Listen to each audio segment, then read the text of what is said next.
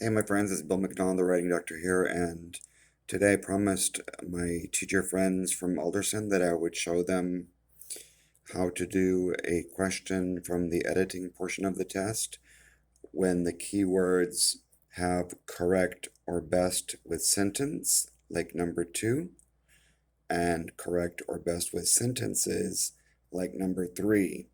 The problem with most of the posters that you guys have out there are they're only talking about number 1.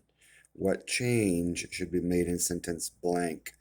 And that's CUPSS, as in the first 4 here, capitalization, usage, punctuation, or spelling. The problem is, and the low scores come because many of you don't have a poster or are not addressing what is known in the editing portion as the second S, sentence boundary problems, with run-ons and fragments, or when one of the two sentences is a sentence and the other one's a complete sentence and one's a fragment. So we're going to try an example of number 2 first, and then we'll try one of number 3 so that you can kind of see using the binder. So from page 360, let me start with the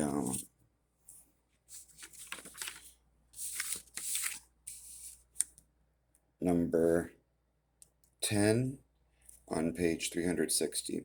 So the question says, what is the best way to rewrite sentences 22 and 23?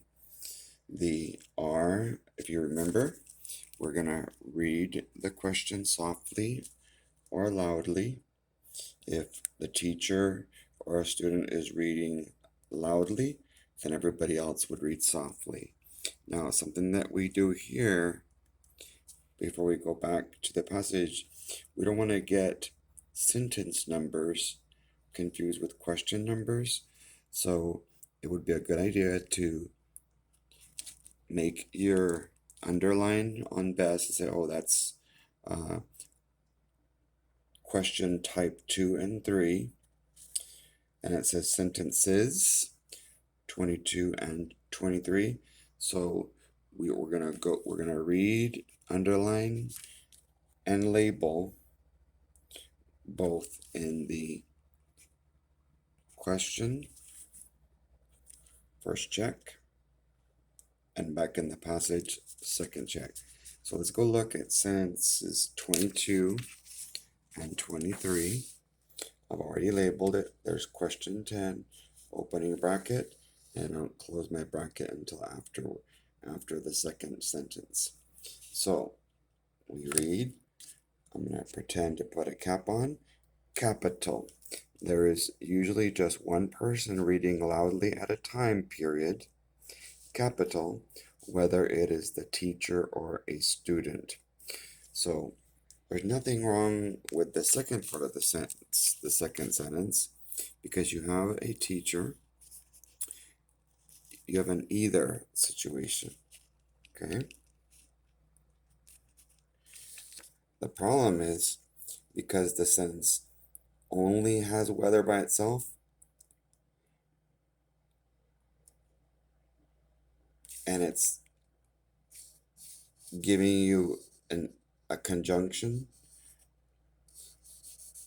the whether is there as an either, so to support how the person is reading, you would need to put a comma here instead of having whether by itself.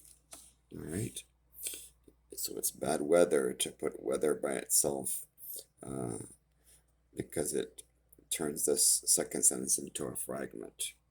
So we would look at the 4 answer choices, and letter F says capital. There is usually just one person reading loudly at a time, comma, whether it is the teacher or a student. And so because we have the comma there, Why are we putting it? Because we have an either statement using whether in the middle of a sentence, a conjunction in front of a choice, teacher or a student. And if you look at I made an attachment that you can find on the internet that has a couple of examples of a comma followed by whether and an either conjunction statement. So that's the one that's the best answer. Okay, so let's find out. So we would select letter F in the book. We would mark a little F right here. But before we can select it in the Scantron and move on, we're going to double check G, H, and J. There is usually just one person reading loudly at a time, whether it is the teacher, comma, or a student. So if I hold out my hands, and I say teacher with one hand, or a student, since there's only two things being discussed, even if you decided, well, we don't need that comma there, you still can't have two things separated by the conjunction and the comma. It's got to be just the conjunction whenever there's only two. So the teacher, I hold out my hand, I bob my head, or, and then I say student. So we're going to eliminate letter G. H, capital. There is usually just one person reading loudly at a time, comma, whether it is the teacher or the student. Now, that was all that the content had, so they should have had a stop sign there. But to see if your students were checking for repetition, I went ahead and wrote reading loudly again. So why do I have those little rectangles there? Tell your kids that repetition is like using the same bricks on a wall twice. So if I was to remove these bricks right here and then put them again right here, what's going to happen on the wall is we have a hole, and so repetition causes gaps or holes. So we're going to eliminate letter H because of the repetition. J, there's usually just one person reading loudly at a time, comma, whether, so we have that because it's the either or choice. It is the teacher, comma, or the student. Since both H and J changed the content, it said a student, not the student, we're going to get rid of it because of the comma that we just talked about, only two things being mentioned, and because they changed the content, they have the wrong word. So for two reasons, we're going to eliminate that one. So we're going to go ahead and select F. And if you have kids that are careless with bubbling, you can go ahead and have them fill in the bubble so that they're pretending to do it in the book and the Scantron. And something that I've been doing since last year as a model is before I go on, I try to put the 10 right next to the letter F that I'm going to choose in the book, so that when I go do the Scantron, I make sure that 10 matches with F. So let's take a look at the other kind. The one we just finished looking at was the third one. What is the correct or best way to write sentences blank and blank? Well, in most of the cases, one of the two sentences is a fragment, and in the case of the one that we just finished reading, that was a SAF, that the first one was a complete sentence and the second one was a fragment. You can sometimes see that the first one is the fragment and the second one is the complete sentence. So whenever there's sentences, those are your choices. Okay? What about when it's only one sentence? Well, we would write ROF right here. That this sentence, and we can see that we labeled it there, ROF stands for, there's a run-on there, not enough punctuation, or there's a fragment It's missing the subject or the predicate. Okay, so let's find out what's wrong with sentence 27, if it's a run-on or a fragment, and then we'll find out which letter choice is the best one. Okay, so sentence 27,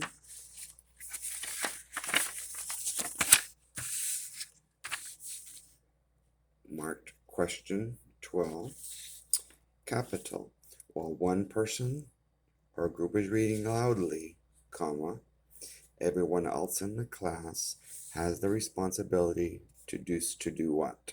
To follow along with their eyes,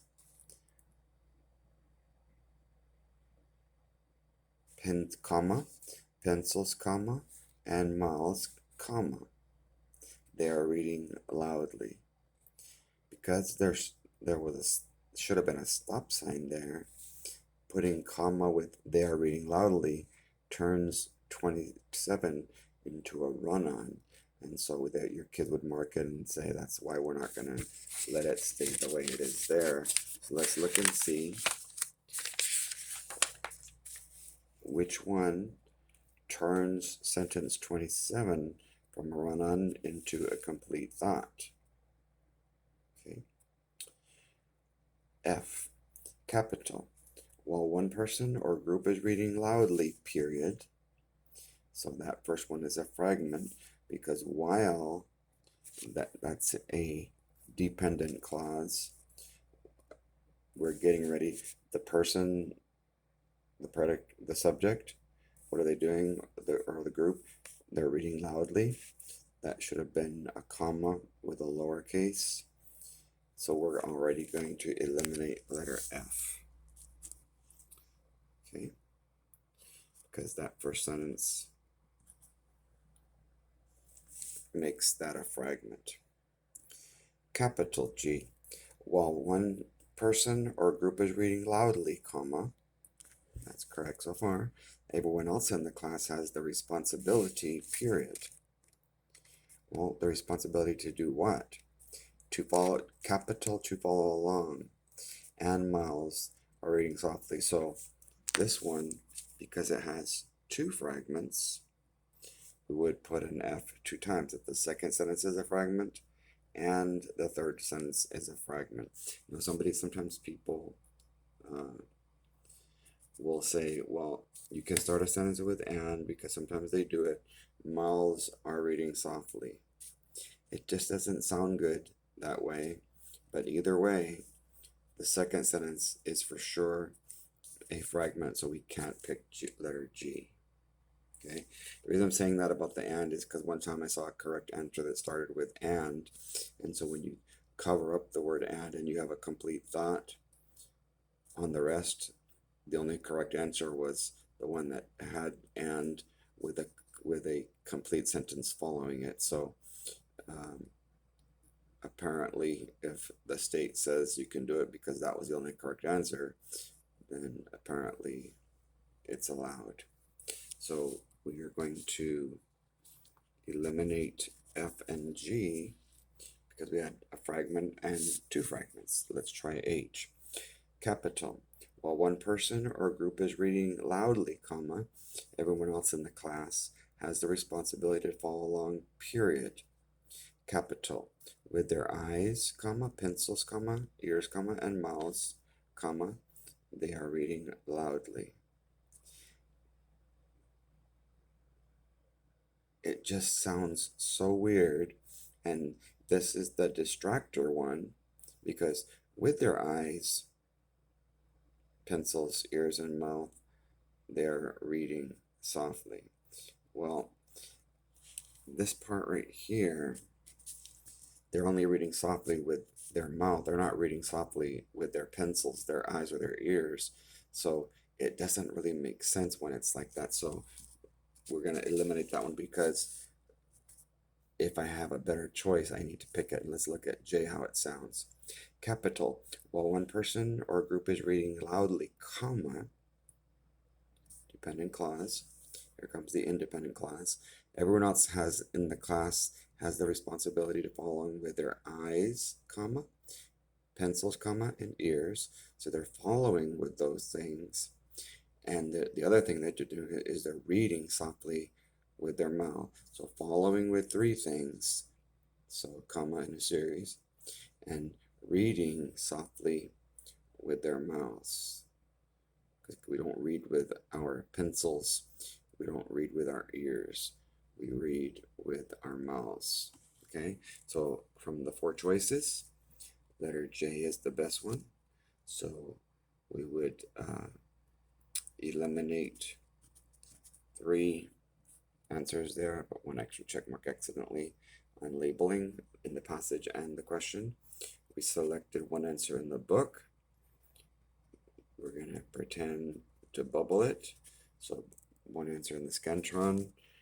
But before we move it over to the Scantron, we would remember, don't forget that when you have an even number, you're going to choose F, G, H, or J. When you have an odd number, you choose A, B, C, or D. So there's 2 examples, everyone. Go ahead and email me at writing_doctor@yahoo.com. This is using the passage. That's a unit review from page 357 to 300. There's 2 passages here that I'm going to be showing you. I'll show you another video in a little bit. Page 361.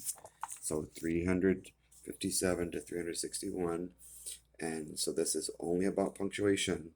The distractor answers have usage and capitalization and spelling, but the actual answer choices that are correct are punctuation related.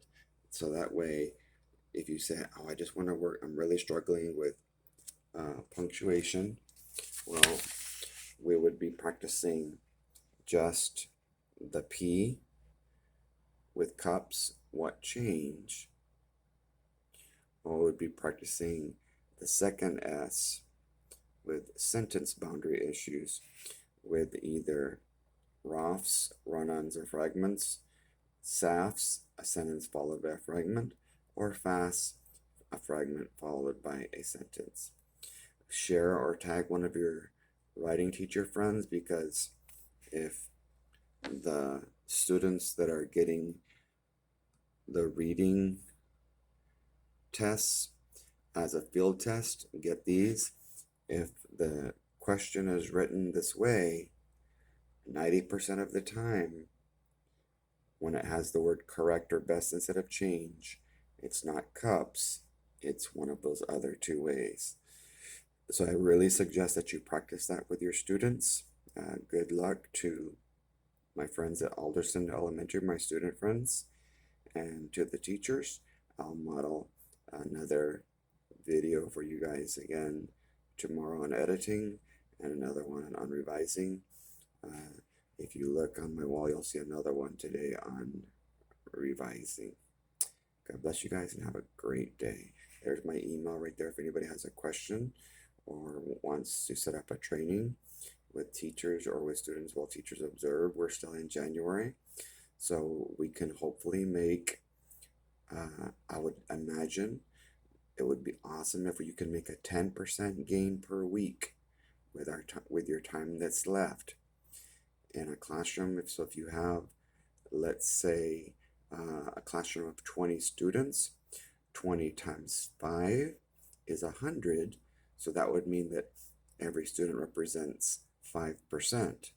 So that means that we would want to be able to have 2 students per week that can go from failing to approaches, from approaches to meets expectations, or from meets to masters. And so 2 students a week would be a 10% gain per week with the time that's left. And even 1 student a week, 5%, we're towards the end of January, so that would probably be at least 20 to 30% that you can gain in the time that's left by thinking in terms of just focusing on one student at a time and practicing the skills that that student needs. Thank you guys, and God bless.